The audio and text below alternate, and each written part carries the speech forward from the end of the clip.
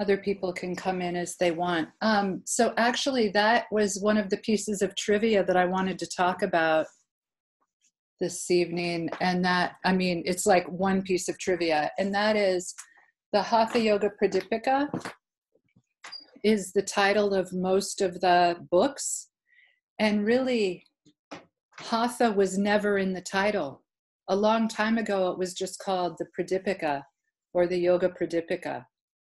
And now in America, we have 500 million translations, and it's the Hatha Yoga Pradipika. I just thought that was good trivia, that Hatha wasn't part of the original name. I don't remember where I learned that, but I learned it like last week or the week before. Did anyone else learn that? Did we all watch the same video or listen to the same talk? It was probably either Ira or James McMillan. I don't know his last name. Anyway, Sarah's watched a couple videos by those guys, and I ordered a book recently. I already put it on my bookshelf because I looked at it and I was like, oh, the print is really small. It's all words. I'll wait. Does anybody have any topics of interest or anything that you want to start with? Because if you don't, we're going to end up starting at the beginning of time, and that you might not want to start with that. Why? What happened at the beginning of time? That's I think that would be good. That would be good to know. Yeah, let's start there. That sounds interesting. Okay, first of all, this is this very thin book. This is the first yoga notebook that I had. So this is part of my beginning of time. Pages are falling out. And I think it has the 5 Tibetans in here. It has a few different drawings about Vayus. Those Vayu drawings were good, actually. It has some mantra. It didn't have that much. But at the time, it had everything I knew. So, okay, so what I want to talk about are the Yugas. Y-U-G-A, Yugas. And the Yugas are pieces of time. Sometimes they're considered like the seasons of time. And my first spiritual teacher, he was really big into contemplating things. And so he drew me a picture. I haven't figured out how to do the whiteboard on Zoom. He drew me a picture that looked like this. There's nothing. We don't know about anything. Nothing really exists. And then there's the Big Bang. And at the Big Bang, things start to expand. So everything starts to expand out. And then at some point, they start to, that's kind of like an inhale. And then at some point, the universe starts to contract or exhale until it contracts down into a single point. And then there's a rest period right there. And then the universe begins to expand again. This is exactly how my first spiritual teacher drew this for me. And now, 100 years later, and a long time after he's already died, I realize he had to have gotten this from people that are part of our information that we enjoy. So anyway, then the universe starts to contract until it contracts down into a point. And this expansion and contraction keep happening. So this is the cycle of the universe. And there is, if this is our map, then each one of these cycles has some phases, 4 phases. And there's stories that go with these things. So I'm also going to write yugas up here because otherwise people will think I'm drawing the hungry caterpillar.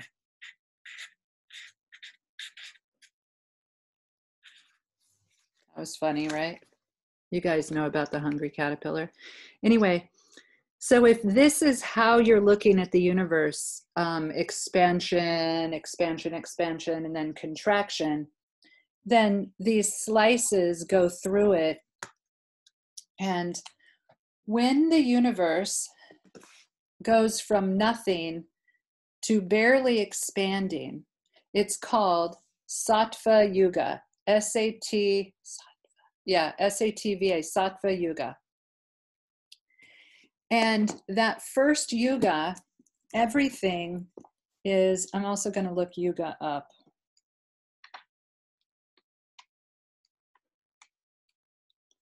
Oh my gosh, I love us so much. We're all inside of my book. There's a lot under why, because it has yoga this, yoga that. Yuga. It says, see world ages. We'll look that up later. So when the universe, at first, there's this pool of divine energy. And that's all it is. And then these little sparkle pieces come off of the divine energy. And what they're doing is they come off and they sparkle and they're like reflecting divine energy so that the divine energy can recognize itself, right? And they're sparkly, sparkly, sparkly. They are completely energetic. And those little pieces, they live, we'll call them beings. Those beings live 10,000 years to 100,000 years old. And also during this time, years have a different amount of length, or a different, that time has a different speed than what we currently have. So this first yuga is called Saatva Yoga. The energy drops off like a raindrop drops out of a cloud. It just barely comes off, or like mist, and then it sparkles back. The way it communicates is through light, and the whole purpose is just to reflect divine energy back to itself. And then these little sparkly pieces start to realize that they can fly around the universe a little bit. So they start to explore further and further away from the source of divine energy. And as they do that, also Saatva Yoga lasts an extremely long period of time. It's boring. It's almost boring it lasts so long. Well, it's kind of boring. And then they start to fly around, and that goes into the next yuga, which is Treta Yuga. I'm pretty sure Treta is the second one. Treta Yuga. And during Treta Yuga, they begin to be able to vibrate and make sound. So the first one, beings pull off and they reflect light back. The second one, they begin to vibrate and make sound. So the way they worship the divine, or the way they appreciate the divine and communicate, hey, divine pool of energy, you're so cool, is through sound. And they live 1,000 years to 10,000 years before they go back into the pool of divine energy. And then the next phase is these beings go from, sparkly light to a little bit more solid and sound. They actually come into physical form. And this physical form, they can go in and out of physical form. It's called Vapara Yuga, D-V-A-P-A-R-A, Vapara Yuga. And during this yuga, beings live from 100 years old to 1,000 years old. And during this yuga, things get more interesting. I'm sure the other yugas feel more comfortable, but during this yuga, things get a little bit more interesting. And they can come in and out of physical form, and psychic communication is common.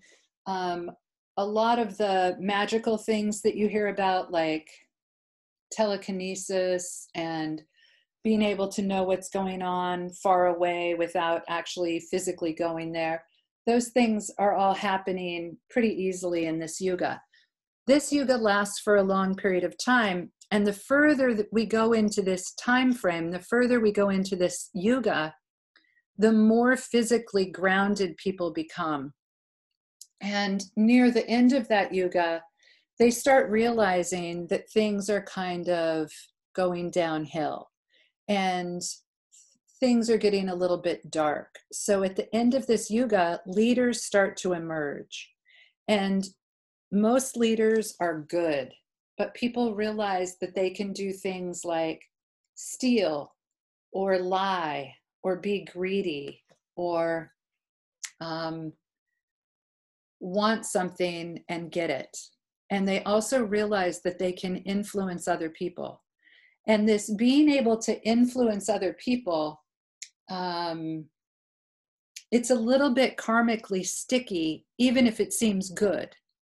So if someone's like, oh, I'm going to influence everyone to be really good, it's still influencing people isn't necessarily the way to go. Then we move into Kali Yuga, K-A-L-I, Kali Yuga. And I know a lot more about Kali Yuga than I know about the other yugas. Kali Yuga, people live 0 to 100 years old. The markers are miscommunication, confusion, lack of faith, which is like lack of remembering the divine or lack of actually being in touch with divine energy, feeling isolated, war, greed, accidents. Karma in the other yugas, the first yuga, Saatva Yoga, and I'll double check the spelling on that before we stop the topic, but in the first yuga, there is no karma because everything is pure. It's just barely come into relationship with anything else. So in the first yuga, we come into relationship with the divine and we come into relationship with each other, and it's all like sparkly light. That's the best way I can describe it. And then the next one, we become a little bit more purposeful, and we come into the idea of sound and vibration. And if you've ever seen actual fish, actual schools of fish, or videos of schools of fish out in the wild, when the fish turn, it's like they kind of all make the decision simultaneously. It isn't like one fish turns and then all the other fish are like, oh, hey, we're following that fish, right? They move very succinctly together. And in Treta Yuga, people or beings are moving very succinctly together. And they agree on most things. And when they're out exploring, even if that group of fish breaks into two, they still have that sort of innate communication within their own group. And that also happens.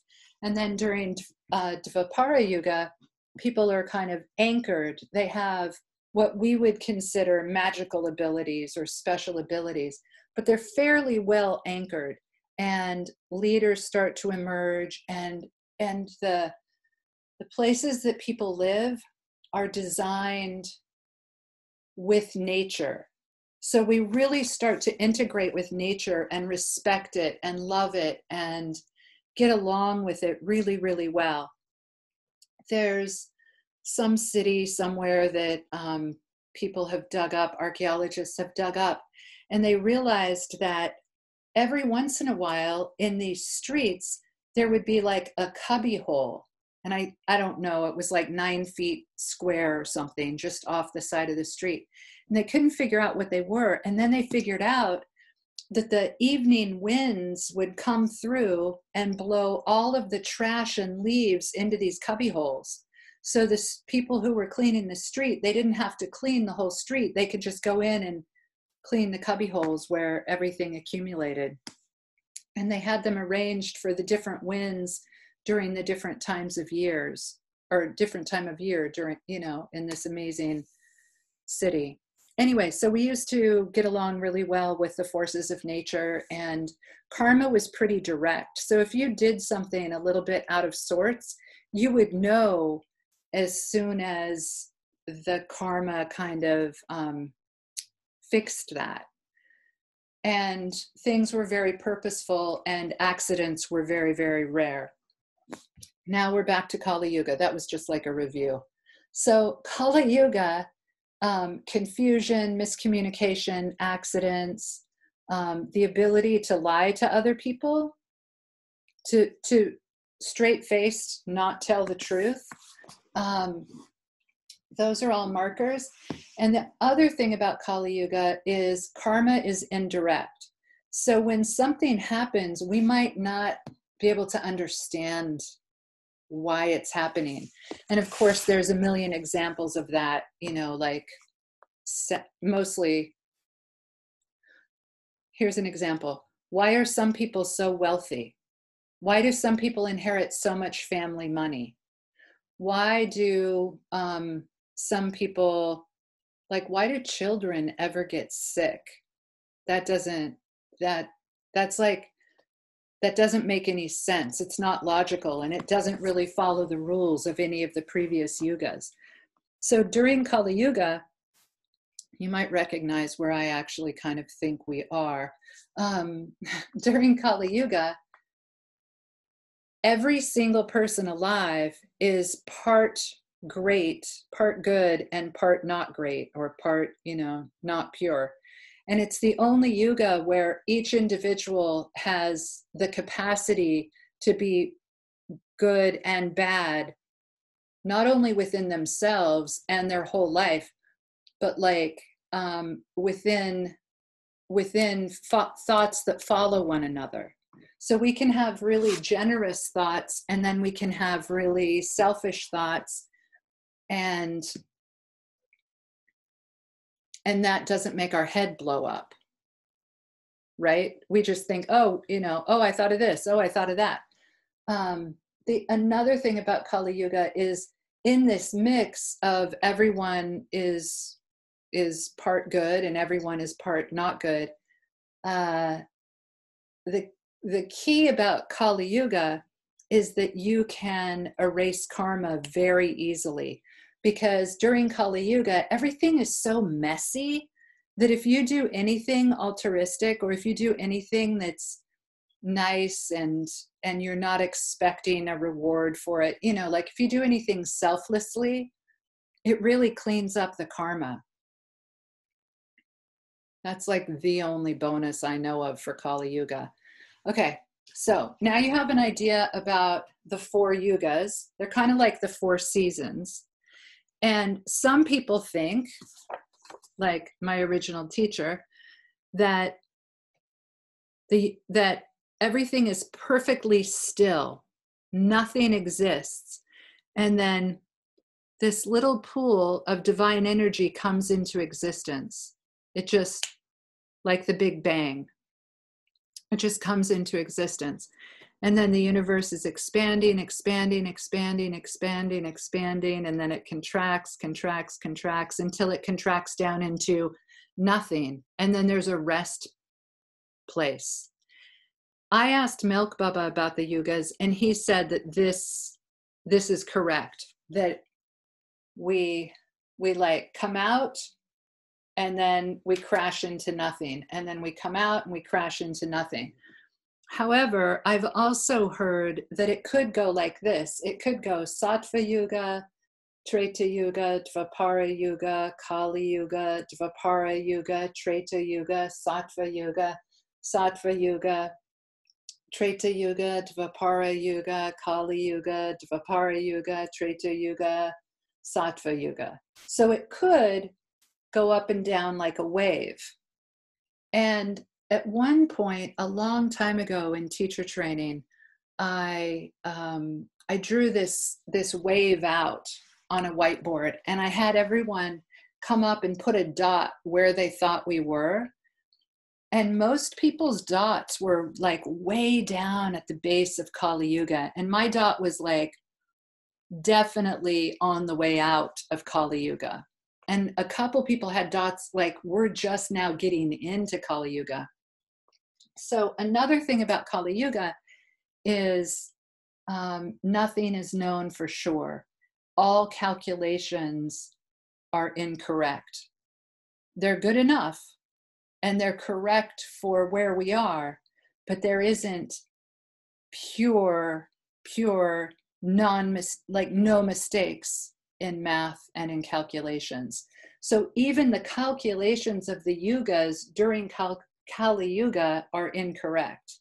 So if I say, and I don't remember exactly because one is like, 46 trillion billion 287.4 years or something, and then the next one is a little bit less, and the next one is a little bit less. So I didn't memorize those big numbers, and it was fine because in the end, even those numbers are just kind of approximations of where we are. They're not 100% correct.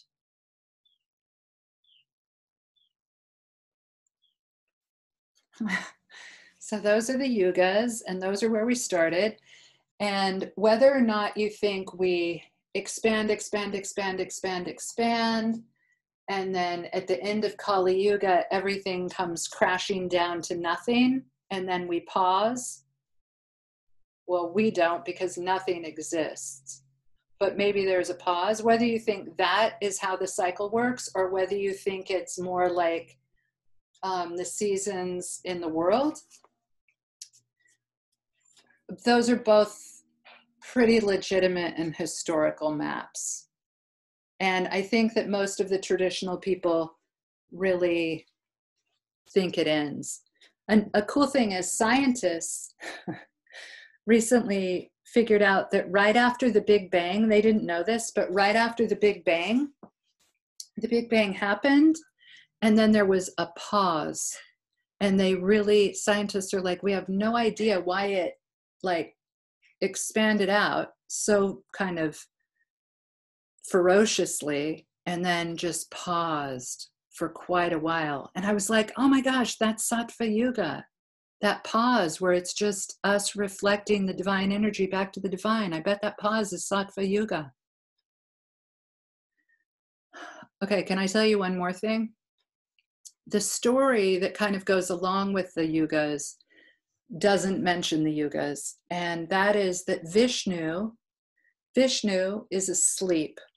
And when he is asleep, a long time ago, we'll start with that, a long time ago, Vishnu was leaning back on his snake that has multiple heads. He's usually partially reclined, and he's asleep, and he had his mouth open. And Brahma was somewhere and fell into his mouth and fell into total darkness and swam through darkness for a very long period of time and saw a pinpoint of light and was like, I may as well go toward that. Swam, got to the bright light, stuck his head out, and it was like coming out of water, stuck his head out and popped up and ended up sitting on this lotus. And Brahma sits on a lotus that comes out of Vishnu's belly button. And anything that Vishnu dreams, Brahma names. It's called Namarupa. He gives it a name, and when he gives it a name, it comes into form. And there's a lot of stories about, that part, because it's exciting. And eventually Vishnu wakes up and everything about us and our world goes away. And then, the gods party and they feast and they chat and they show each other their selfies and stuff. And then Vishnu gets tired and he falls back asleep, and it happens again. And this cycle of Vishnu sleeping, when Vishnu's asleep, Brahma is creating, but he's creating Vishnu's dream. So when that's happening, we're all here because we are Vishnu's dream. And then when Vishnu wakes up, we are nothing. Nothing is happening in our universe. It's not even live. And then when Vishnu falls asleep, we have another cycle of activity. So that's kind of the story that goes along with the yugas starting and stopping. Please unmute and someone else talk for a second.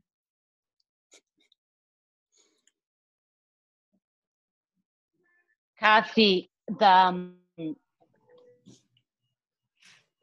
expansion, the contraction, the pauses, that reminds me like Kumbhaka, Rechaka, Puraka, right?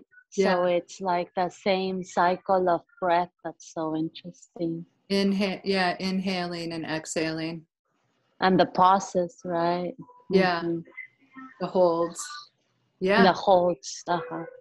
So every single thing in yoga should be able to be taken up a level or another level or another level or universal. And every single thing in yoga should also be able to be taken down to, smaller and smaller levels. So all things are kind of reflected in nature. So yes, it totally reflects the breath and some other things too. I wonder if there's a particular event or something that marks the divide between the Vapara Yuga and the Kali Yuga. So during the Vapara Yuga, people started thinking, oh, this is going to get worse before it gets better. This is going to get worse before it gets better. And that's when they started writing down the ancient scriptures and the advice and the blessings and how to do things and, like the formulas. Have you ever read, I have this old yoga book and it's written in English. So obviously it's a reprint. And it's like, if you want your cows to be healthy, then you write these mantras on the gate that they go through every day. And you can chant them as the cows walk through. And if you aren't used to hearing this kind of thing, it sounds exactly like Disneyland. So this fanciful stuff actually really worked very well. Like there's things in that book, and I haven't read the whole thing, obviously, because I'm not going to be disciplined enough to do it. But there's things like, if you do this pranayama facing this direction for 40 days and you do this kriya and like there's formulas, then you will have perfect health, or then you will be able to bless people for 6 months with perfect health, or there's formulas, and those formulas don't really work during Kali Yuga. I'm not saying they can't work during Kali Yuga. I'm just saying in general, Kali Yuga is too mixed up to have one formula work all the time. And it's part of the reason that we feel isolated, because each of us have to come up with our own formula for figuring out how to live. And each of us, I mean, I know we share a language and we share, like, most people stop at red lights. That's convenient. Like we do share a lot, but it's a pretty isolated situation right now of us figuring things out. And we also have a tendency during Kali Yuga to believe what we think. And that is ridiculous. Like thoughts and dreams, like if you believe what you think, then you can also believe everything you dream at night. Mm. And I was just reading, I don't even know what I was just reading. I'm not sure. I was just reading some book within arm's distance of me earlier today. And it said, there is the waking state, the dreaming state, and then the deep sleep state. And Milk Baba had told me there's four states of being. There's being awake, dreaming, deep sleep, and meditation. And only yogis know all four. Most people only know three. And I thought, oh my gosh, you're really selling everybody short, because I think everybody meditates. They just don't know that that's what they're doing. But I'm pretty inclusive in my ideas about enlightenment, and Milk Baba was a lot more traditional in his ideas about enlightenment. But dreaming, all of the dreams that you have at night are equal to all of the deep sleep where the mind doesn't have any memories happening or any fantasies happening. And each of those are equal to us being awake. Like if you grew up in the Western world, you think being awake is 99% of your importance. You know, and Milk Baba was saying all four of those are equally important. Meditation, being awake, dreaming, deep sleep, like they're all equally important. Yeah. It kind of takes the pressure off of, you know, being a responsible adult and high performance and earning all the accolades. And, you know, I'm like, I did a really good job dreaming last night. I think I'm okay.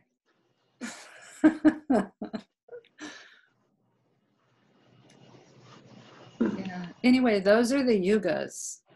And So the go ahead. Vapara Yuga there were people then, and like, so the yugas changed not too long ago. Like, is that I mean. Yeah, but also Milk Baba believes that humans have been alive on Earth much longer than archaeologists believe. Oh, you know. I see.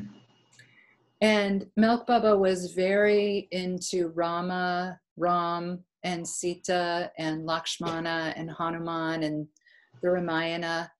And he saw himself as Ram, and he followed Ram's footsteps for, I think, 12 years barefoot through 7 countries. It was this thing that sadhus used to do. Now you can't cross the borders. And it was really important to him, and it was one of his austerities.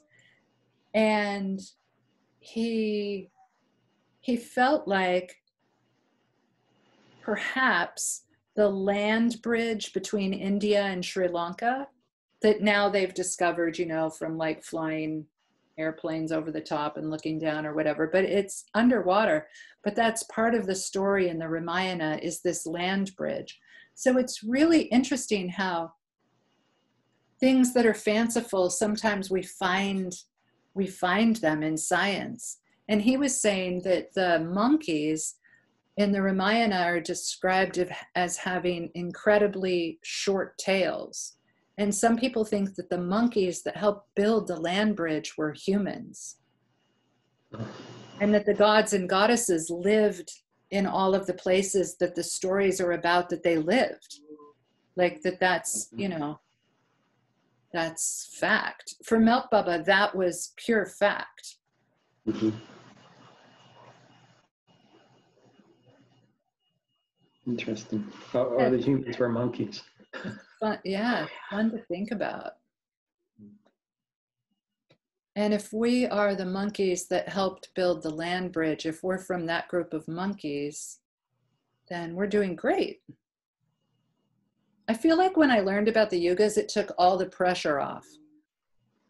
You know, like, oh, Kali Yuga's like, oh, I don't have to perfect myself. I don't have to try to perfect the world. Like, this is how it is right now. I don't need it to be perfect.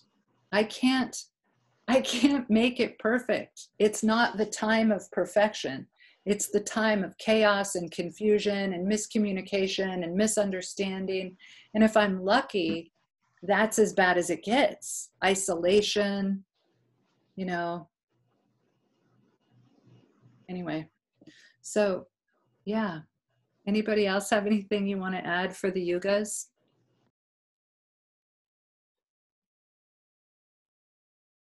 Questions, answers? Go ahead. You have to unmute yourself, Duncan. I mean, this is mind blowing. I like it how I like the universe kind of ebbing and flowing like a wave or the seasons. Yeah, I like that one better too. That makes more sense to me. But what I'm curious is like, so with your original description of the yugas, it's almost like the universe kind of it expands, contracts, and it feeds into itself and creates itself over again. Is that right? Mm-hmm. Okay, that's really interesting. Yeah, I've also what I'm curious. So we're in Kali Yuga right now. Is that right? Some people think we've already come out of it. Paramahansa Yogananda. Yeah. He wrote Autobiography of a Yogi. And yeah, I read some of that. It was a good book. It was very interesting. I've never read the whole book because I can't get through it.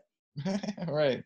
Paramahansa Yogananda thinks that we have already passed through Kali Yuga and we're at the beginning edges of Vapara Yuga and we're on our way out. So he also likes the up and down of moving through the yugas. Yeah. I mean, it's funny. When I think about time, I think about wind and how it's multi-dimensional. And it's almost like time and gravity kind of go together. And when I think about the universe, it doesn't always flow, like a clock. It's not always that. There's a cool video that you should look up on YouTube, and it's how the planets move through space. Yeah, it kind of. Yeah. What's the right word? What's the right word? I have no idea. Kind of it like spirals through space. Yeah, because we're moving our galaxy. Because we're not only do we have things that are spinning and things that are orbiting, but also the whole spinning orbiting thing is also moving. Right. I mean, like when I think about this universe, it's like I understand, like scientifically how there's a creation and an ending, but that just doesn't make sense. I can't imagine how time and space would actually be limited to a beginning and an end. I don't know. I've been thinking about it, and I'm really, I don't feel like I'm in a place where I can know that. So I don't worry about it. My mind is too small to handle it. Right. Right. That's part of the isolation. Right. Of Kali Yuga. I mean, like, to be honest with you, I think this is remarkable that we're actually having this conversation, that our minds can actually handle talking about this. Nice. So, let me think. There was one other thing I just thought of. It'll come back. Yeah. I don't know. I mean, like, this is such a fascinating conversation. I've been thinking about this a lot for months, and I mean, like, when you talk about the wave concept, the seasons, it makes more sense to me that would support and allow, like, a multiverse, for example. And I don't quite know what that looks like, but it's just it feels better. It feels better that way, yeah. Go with what feels better. Yeah. I don't want to expand my mind too much on this kind of stuff. It's just such a jarring experience to think about this stuff. Nice. Yeah. Yeah. Nice. Yeah. When I learned about the yugas, there were a couple things that I learned in yoga that changed my worldview drastically. And one of them was the yugas. Another one is it okay if I go on? Yeah. Okay. Another one is the Yoga Sutra. I think it's book 2 and I think it's Sutra 33, but I'm not sure. And it is it's just like on how to get along in the world, because the whole book of Yoga Sutras is really designed so that you have the time and the inclination to meditate. So on how to get along in the world, it's like, you don't want to steal, not because stealing is evil in itself, but because the people you steal from are really going to hassle you. And that's going to take you away from your meditation. So it's like, anyway, there's this sutra and it says, greet those who are happy with friendliness. Greet those who are unhappy with compassion. Greet those who are virtuous with delight. And greet those who are evil with disregard. And I had been greeting everyone with friendliness and a few people with compassion, but mostly I was just greeting everyone with friendliness. And sometimes it was exhausting. Yeah. Also, I was younger, but sometimes it was really exhausting. So when I started being like, the first quality of this person, if I have to make it really simple, which of these 4 traits? And then the first thing I did, I was like, okay, greet those who are happy. I recognize happy people with friendliness. Greet those who are unhappy with compassion. I was like, okay, I recognize unhappy people. And then it said, greet those who are virtuous. And I was like, I don't even know what that means. Like, to me, it's like Martin Luther King Jr. To me, it's like Mother Teresa. And of course, it's Kali Yuga, so no one's 100%, but I'm just saying it was people that I was never going to meet. So then when I practice a yoga posture and I'm not getting it, I try to get in from the opposite end, so I'll practice a different piece of the yoga posture, trying to work toward the whole thing. So I was like, okay, I have to get in through the back door on this. What is the back door? And it said, greet those who are virtuous with delight. So then I just started going through my life. And if I got delighted to see someone, like if I got really excited to see someone, I'd be like, that person is virtuous, because I could trust that in myself. And then at that point, I was like, no one's evil. And at that point, this is a bad story, but I'm going to tell it anyway. At that point, I was working at a recovery center, and it was just during the time where insurance used to pay for you to go detox and get off heroin or get off mostly alcohol at this place. And you could stay for 6 months, and insurance would pay for you to be there until you were better. And all of a sudden, the insurance companies, obviously this was a long time ago, all of a sudden the insurance companies were like, no, we're paying for 21 days and that's it. So this company that had been existing through giving in therapy and services and whatever to people who needed time to recover now had to find more people to serve, because insurance companies were only paying for 21 days. And some rich people were going there and spending more time, but for the most part, people were in and out within 3 weeks. So they took on these contracts with people who were on their way out of prison, and they had to go through a program before they could live on their own. So people coming from prison would stay at this place with a lot of people who weren't from prison. And it was this very strange mishmash of people. And I was the activities coordinator. So we mostly did volleyball, fishing, hiking, and yoga. And I was the activities coordinator at the strangest places. Anyway, this place was on the East Coast. And one day I was walking and we were hiking and we all got back to the house and people were, you know, like a group was here, 4 people were up there and 4 people were here. Well, at this one point, this guy went off by himself, and because I'm in charge, I had to be like, hey, come on, you know, the group's over here, let's go, let's go. And he and I were in the woods and everyone else had come out onto the dirt road, and it was totally fine. It was totally fine, and we all got back. And then the next time I showed up, one of the other residents pulled me aside and said, hey, you know, don't be alone with that guy that you went and fetched out of the woods, because he's been telling everyone that he wants to kill someone so he can go back to prison because that's where he wants to live.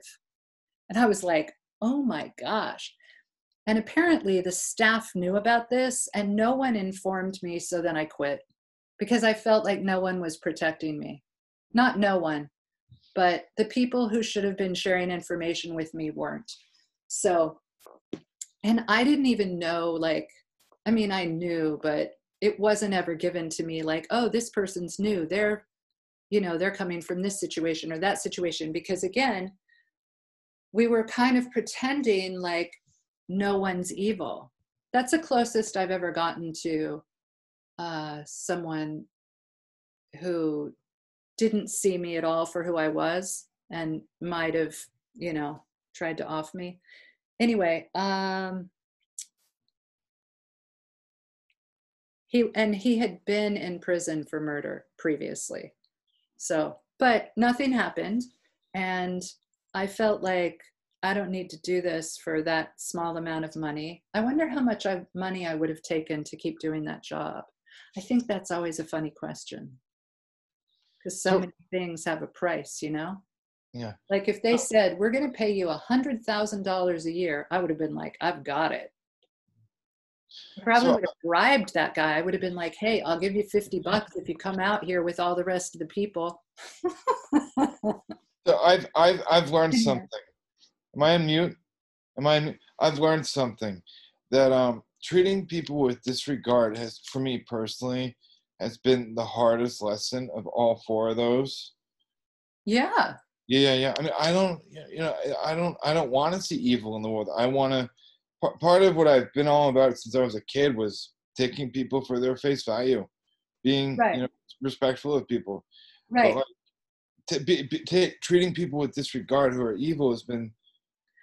Well, and no one's evil 100% of the time, and it might be a very, very, very, very light. Evil is an English translation of a word that I don't even know what it is in Sanskrit.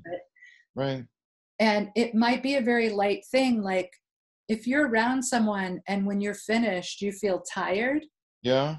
I'm going to be around that person a lot less. Right.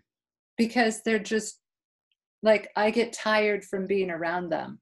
And that's not evil. No, that's not evil. But I'm still gonna self-preserve. Right. The more you study yoga, the more isolation is recommended. Really? Oh yeah.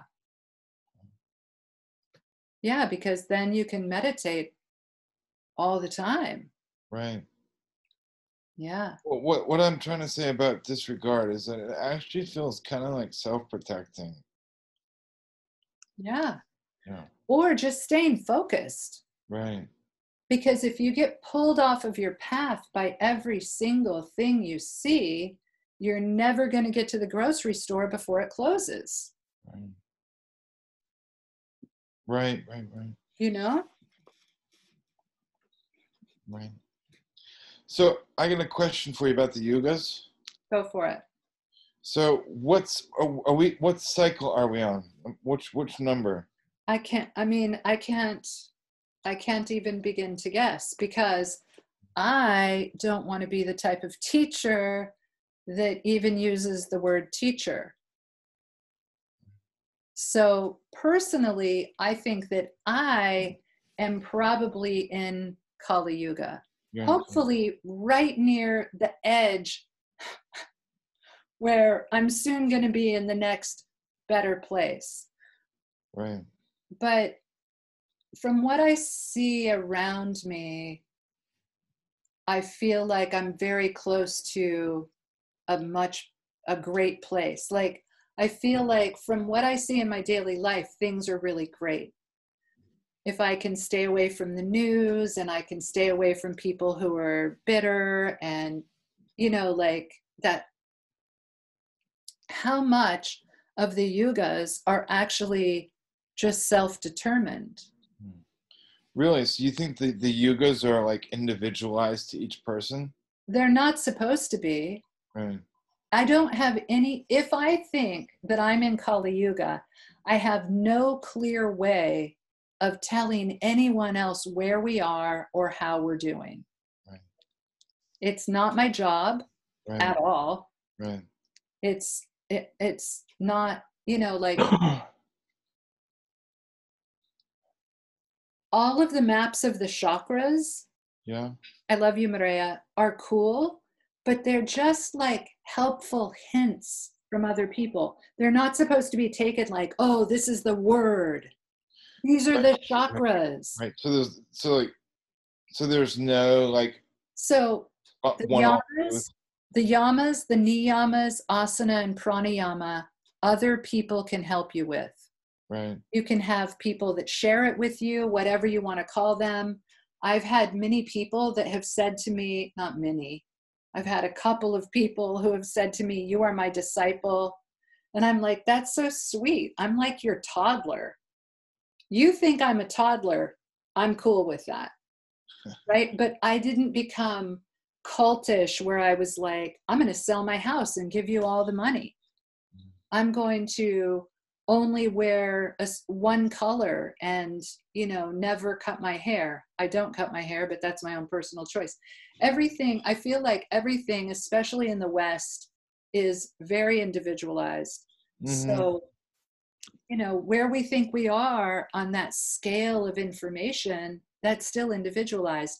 How many chakras you think you have, how you think they work, what color they are, whether the sun is up or the sun is down, that is very individualized. And there is loads of information. And most of it is information. It's one set of information that gets repeated over and over and over and over. Like you actually have to dig to find alternate maps of energy, alternate ideas about how things work. You have to dig to find multiple sources of information.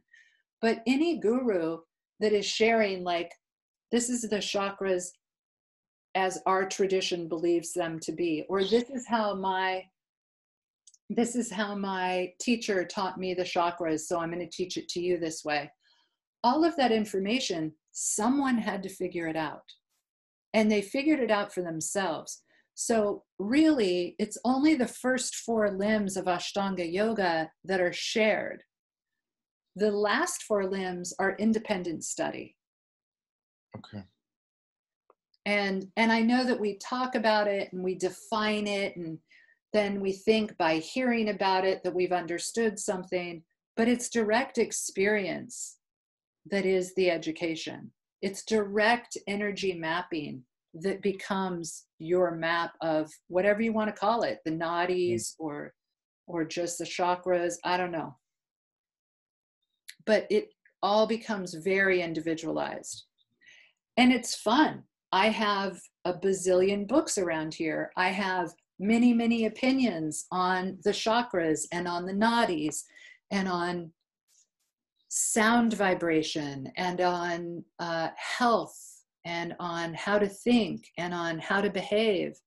And I like studying the tradition and I love collecting trivia. Some of it, super useful. Most of it, not useful at all. Because I can't digest this many books. Right. I don't even want to. And having multiple teachers and spending time with, like, I think that listening to world music and sampling music from all over the place is extremely educational. I think it's just as important, especially if you like music, it can be more important than, you know, some of the things that you're supposed to read. Like the Hatha Yoga Pradipika, it's not a good read. It's not a succinct book. And if you're paying attention at all, it disagrees with itself within its own book. It's not considered like a complete book. And a lot of the old texts, the way they've been handed down is a little bit messy. But I love them. I love them, but I don't hold them up higher than my own personal experience. That makes a lot of sense. I agree with that. Bill, what do you want to tell me? Anything? Yeah, I was just thinking about the Pradipika. How do you pronounce it? Pradipika. Pradipika. Okay. Or you can say anything. It doesn't matter. I just remember the one time I looked up if it said anything about women in there, and there was only one mention I could find, and it said that basically they're nothing but trouble, and you should avoid them because they'll disturb your meditation. That's probably 100% correct. Yeah. Hey, excuse me. And the women hanging out with other women were like, whatever we're doing, watching flowers grow is a meditation. Taking a hot tub is a meditation. Like, you know. Yeah. Yeah. So also I think things were very divided up between men and women, obviously. And in some of the texts, it's like there's this special practice, but you have to have a yogini to practice it with. And another text is like, you need an advanced yogini. And another text will say yoginis are hard to find because... Yeah. Because mostly men practice, right? Or did women practice too? Women practiced also, for sure. So, okay, so... Excuse me, question. Go ahead. This class goes till 6:30, right? Yeah, but Okay. you don't have to stay. Like, if you're hungry or whatever, do whatever you want. I just need a 5-minute break. I'll be right back. Yeah, go for it. Thank you. Okay. Okay, so Shiva... Okay, so now we have to go back to the belly button of Vishnu. Brahma was creating lamp, ring light, charger, book, ear pods, glasses, Sarah, yoga mat, beautiful wood floor, funny curtains, blah, blah, blah, on and on. And near the beginning, this really beautiful, beautiful orb of light popped up. And Brahma was like, and he was stuck. And he knew that like things were backing up because he has to create as fast as Vishnu dreams. So he got flustered and he said, split. And the orb broke in two. One part became Shakti, one part became Shiva. It had been perfectly balanced and totally beautiful. So then Shiva normally incarnates as himself because he is male. He is extremely male and he is very one-pointed. When he's thinking about something, that is all he's thinking about. And he meditates for hundreds of thousands of years at a time. And Parvati or Shakti incarnates as Uma and Sati and Kali and Durga. Like she's part of those, but not 100% because they have more gods and goddesses mixed in there, those last two. And Parvati is a pretty common form of Shakti. So this orb splits and you have Shiva and Shakti. And Parvati is like, oh my gosh, I'm going to heal from this original wound. And I love the earth and I love flowers and I love the way everything smells and I love linens and I want to have a baby and food tastes good. And can you hear the birds? Like Parvati's just like, oh, life. And Shiva's like, fuck this. I don't ever want to be hurt again. And he says, I'm going to figure out everything about consciousness. So he goes up into the cave. He meditates for a long time. He explores the 7 realms of darkness and the 7 realms of light. And then he feels like, okay, I have completed this meditation. So he comes tripping down the hill, finds Parvati, who is psychic and connected to him. So she knows he's coming. And she has a lunch ready. And they go out to the riverbank. And Shiva's like, before we eat lunch and before we start making out, I have to teach you everything I've learned. And he called it yoga. I have to teach you everything I've learned about yoga. And everything about yoga was about all of the realms of consciousness. So he's talking about it. And so the first student of yoga is Parvati, and she's female. And then he's like, he stays for a couple weeks, and he's like, I'm going to go back up there and meditate some more. And she's like, oh, just stay a couple more nights. He's like, okay, I'll stay a couple more nights. And then he's like, okay, I'm going to go. And she's like, okay, I'll be waiting for you. I love you. And he says, oh, by the way, Parvati, can you please pass yoga on to everyone? Or maybe he doesn't say to everyone, can you please pass yoga on? So then Parvati picks out the first rishis. And I think there's 7 of them. 6 of them are male, and I don't remember their names. One of them is female, and her name is Rishika. That's easy for me to remember. So these are the sages that Parvati picked out to teach yoga to. And of the sages, once they received all of the teachings, 6 of them said, whoa, this is way too powerful and way too important.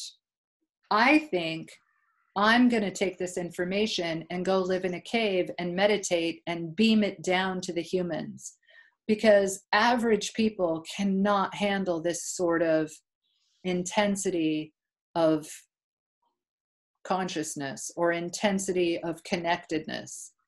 And Rishika was like, okay, guys, have fun up there. So right now, Shiva, right, is up in a cave, and Parvati is teaching people. 6 of her 7 students go off into their own little caves, and they're meditating, and they're trying to do everything through meditation. And Rishika says, I'm going to teach humans, because this is very important. It's very healing, and it can pull us toward light faster than not knowing it. So in that lineage of information, the 2 teachers that got the information out wide enough for us to ever receive it were both female. That was a long story for that very simple question. In the texts, it's mainly about men, and women are just mentioned as a side note. Possibly because the scribes would go around to the men, and they didn't go to the women's retreats. And also the women may not have removed themselves 100% from their community until they went through menopause. And even then they may not have.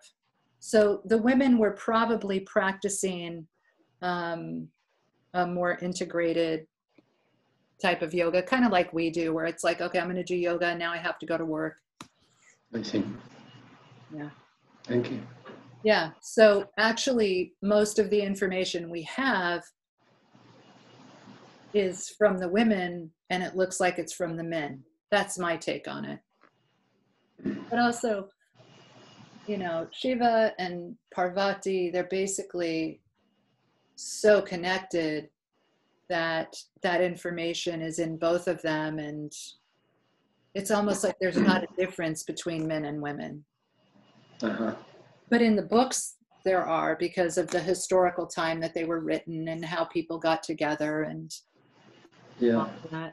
I read about the caste system, and the original caste system began in a way where you could choose what you wanted to do.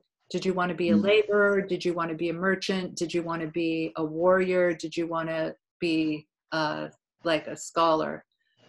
And the scholars and the priests were super close together. So, Yeah. and then later it became like, oh, your dad was a scholar, you're a scholar. Mhm. Oh, your dad was a laborer, you're a laborer. But in the beginning, the caste system was, go ahead, make a choice, and then we'll educate you toward that choice that you made. Well, I guess the reason I even looked that up was because someone told me, some yoga teacher said that that book, the Pradipika, Yep. that it prescribes women from doing inversions when they're having their period. And then I thought, I don't remember that. So I looked and I didn't find anything about women except that one line that It's like they're dangerous. it's like asana in the Yoga Sutras. It's like asana exists. Yeah. It's like women exist. Okay, move on. So there are schools of thought that think that if you're a woman practicing asana, that you should not invert when you're having your period because of the way the vayus work. But there's also, like with Patabi choice, you couldn't practice at all. And everyone was like, oh, Guruji's giving me a couple days off, you know, or, oh, it's ladies' holiday, I'm so lucky. Like, he couldn't be around you because he's a Brahmin. And he can't be around women who are having their period. That was completely his religious standing. Oh, I see. You know, it didn't really come from having anything to do with the women. And if you got pregnant, then you were on the men's schedule because you didn't get your period anymore. You could practice, 6 days a week. Hard. Yeah. So a lot of the information that has to do with, well, it's Kali Yuga, so everything gets like sloshed and miscommunicated and messed up. And me being like flippant about whether the information was about the female, taking care of the female or not, like that's also Kali Yuga. Okay. Bill, can you guys hear me? Yeah. Yeah, okay. When I was in India, I had the same tuk-tuk driver. He would pick me up in the mornings and take me to practice, and he invited me to his house. And the first time I went, my mom was still with me, so they invited us over for lunch. But his daughter-in-law was sitting outside, and he looked at me and he was like, she can't come in because, she has her period. We do things differently here. And I was like, oh. I mean, like, I knew that it existed, but I didn't know that it was, like, still practiced in that way. Yeah. Yeah. And people definitely can make the best of it. Like when David Williams, he tells his story in his book, and he also tells it a lot when he's with people. He asked Amat and Saraswati. Yeah, he asked them, he said, you guys, why, like, what are you doing? You're just going to like go into your bedroom for 3 or 4 days and like, what are you doing? Don't you want to live life? And they were like, this is the only break we have. Do not take this away from us. And they would watch a lot of soap operas and, do their nails and hang out. And they thought like they appreciated that break. They were like, this is a good thing for us. Don't fuck this up, David. Really? The women, his wife and daughter-in-law, they didn't speak any English at all. So it was, I only had the opportunity to hear about things through him. Nice. Yeah. Sometimes it's nice to be around people who you have to communicate with in a whole new way. Yeah. Okay, what did we talk about? The yugas, the story of creation, and how the yugas are either slopey or they're start-stop. Yeah. And also, I've also been told that sometimes information is handed down very, very factually, like somewhat scientifically. Oh, I remembered what I was thinking about. And then other times it's handed down in the manner of a story, because different people gain understanding in different ways. So some people really love stories and metaphors, and other people are like, give me the facts, just so that information can reach more people. Okay, what I just remembered is the periodic table is right now still organized. It was written first in Sanskrit, and not very many of the boxes were filled in. And it's still laid out in the same manner that it was originally written. I read an article recently that scientists are thinking about reorganizing it, but they keep discovering new elements and filling them in, the scientists, you know. Anyway, I just think that's cool that the periodic table came from some of the same thinkers that, you know, information that thrills me comes from. Go ahead, Duncan. Here, hold on. I'll unmute you. I can't unmute you. You have to unmute yourself. Sorry. Okay, so I got a question. So did you just say that the scientists are discovering new elements in the periodic table? Well, I mean, they have throughout time, yeah. Oh, throughout time. Now, what about recently? Depends on who you talk to and what you believe.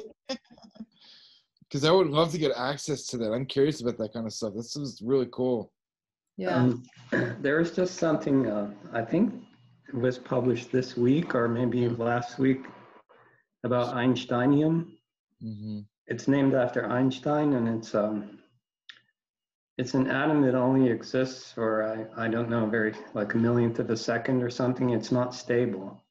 Oh, really? And there was just a paper published, like I said, this week or last week, where they actually were able to do some chemistry to figure out like what its chemical properties are. Right. And I can send you the link to the paper. It's interesting. I mean, the chemistry is interesting, but it's also interesting how they managed to do it, because because they only had something like a millionth of a gram or something like that to work with. And, you know, I think they said that, you know, it decays so fast that 1% of it every week.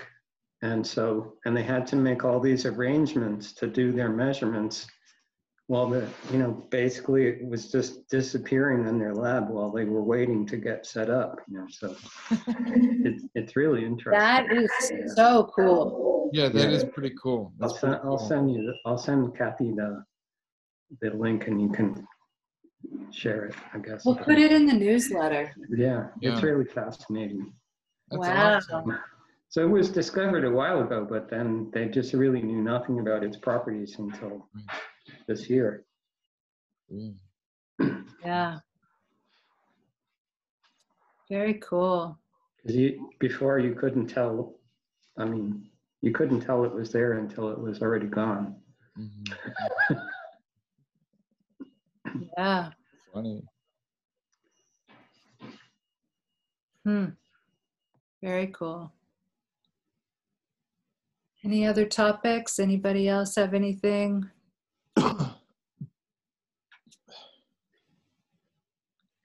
Bill, have you seen Bob Lazar's special? So Bob Lazar worked at Area 51 for a long time. Uh-huh. And there's a few movies out right now on some of his work. And the government kept their scientists extremely isolated, which didn't really help promote the science. Like scientists kind of need to collaborate to make things work out. But he did discover this this element, and I have a T-shirt that has it on it, and I can't really remember what it is, but it's like LR13 or 113 or something. Laurentium, yeah. And anyway, I would say there's like 3 or 4 documentary things that will really expand your mind on the elements. And sometimes meteorites come onto the planet and we find them, and scientists are like, we don't know everything that's in this, you know? So it isn't just spaceships, it's also like just things from outer space that if they come to Earth, sometimes we don't know what they are. Yeah. Super fun. All right, well, I feel like we probably don't want to open up another topic. Does anyone have anything else to share? You guys, here, let me look up. Okay, this book is the Encyclopedic Dictionary of Yoga by Georg Feuerstein. This book is fantastic. And the way that I usually use my library is I will, like if I'm looking at a topic, I'll find a number of different books to look it up in. And it is, you know, like every topic I look at isn't in all the books, but I can usually find it in a couple of books.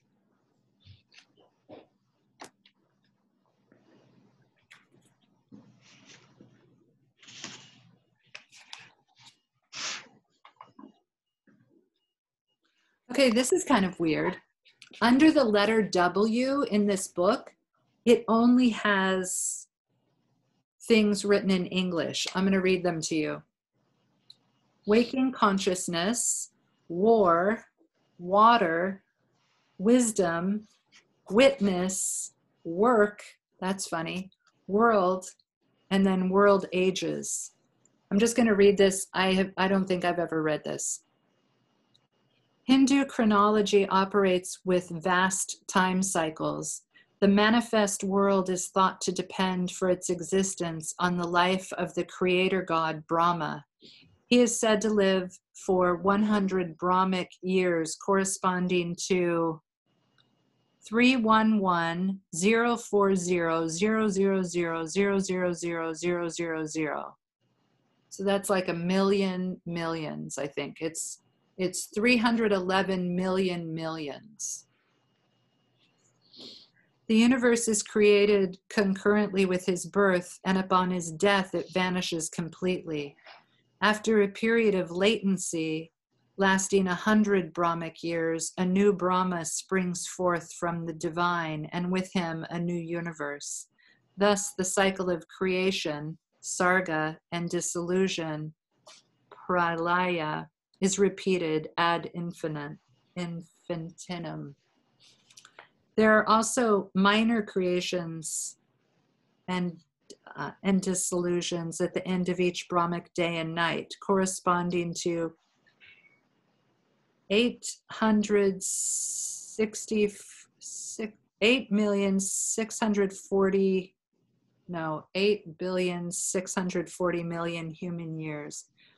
This period is known as Kalpa, which is composed of 1,000 Mahayugas. Each Mahayuga is composed of 12,000 divine years. The duration of each Mahayuga is made up of 4 cyclical periods called Yuga, which are marked by progressive worsening of the moral order. These are the Treta or Satya Yuga, S-A-T-Y-A, not V-A, Bill. If you wrote that in your notes, it's Satya, not Sattva. Sorry. Satya Yuga, lasting 4,000 divine years. Treta Yuga, lasting 3,000 divine years. Vapara Yuga, lasting 2,000 divine years. And Kali Yuga, lasting 1,000 divine years. In between each of these 4 yugas is a period of latency lasting 800, 600, 400, and 200 divine years respectively. Present humanity is thought to live at the beginning of the Kali Yuga, or the Dark Age, with the collapse of the myth of progress. In the face of the far-reaching ecological crisis precipitated by technology and consumerism, this interpretation of contemporary history is believable enough.